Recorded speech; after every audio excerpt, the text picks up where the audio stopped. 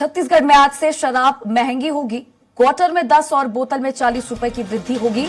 नई आबकारी नीति के तहत ये कीमतें बढ़ाई गई हैं। राज्य सरकार ने पूर्ववर्ती सरकार के सभी सेस अब हटा दिए हैं। गौठान के विकास, कोरोना के समय लगाए गए सभी टैक्स हटा दिए गए हैं।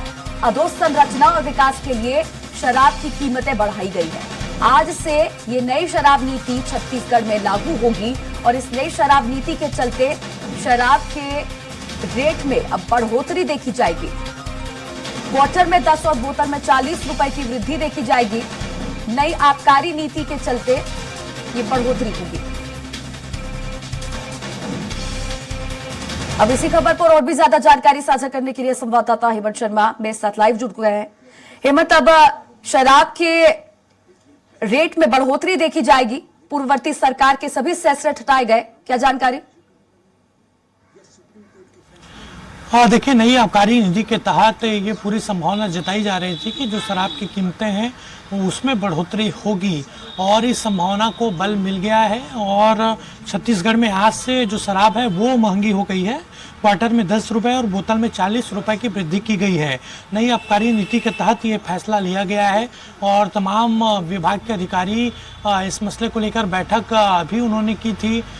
खुद मुख्यमंत्री, चूँकि आबकारी विभाग उनके पास है, उनसे भी राय शुमारी की गई थी और उसके बाद छत्तीसगढ़ में शराब को लेकर बढ़ोतरी की गई है। राज्य सरकार ने पूर्ववर्ती सरकार के जो सभी सेस हैं उसको भी हटा दिया है। पूर्ववर्ती सरकार के द्वारा सेस लगाया गया था शराब पे, उसको हटाया गया है। इसके साथ साथ गौठान के विकास, कोरोना के समय लगाए गए सभी टैक्सों को भी हटा दिया गया है और अधोसंरचना और विकास के लिए जो शराब की कीमतें हैं वो बढ़ाई गई है। विभाग की ओर से ये बात कही गई है। इसके साथ साथ जो ये शराब नीति है वो आज से लागू भी हो जाएगी। जी बिल्कुल हेमंत, देखा जाए तो जब से मुख्यमंत्री विष्णुदेव साय मुख्यमंत्री पद पर काबिज हुए हैं, लगातार तरह तरह के फैसले उनके द्वारा लिए जा रहे हैं और आज नई शराब नीति लागू होगी। तो इसे अगर लोकसभा चुनाव से जोड़कर देखा जाए तो क्या मायने इसके निकाले जा सकते हैं?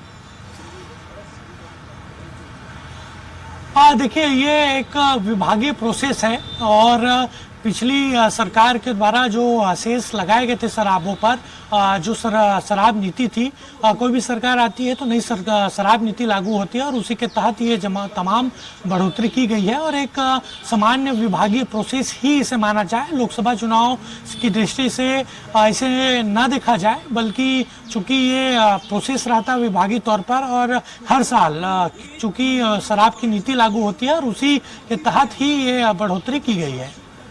चलिए, शुक्रिया हेमंत जुड़ने के लिए और जानकारी साझा करने के लिए। ये जुमला कह देता कि हमने 25 करोड़ लोगों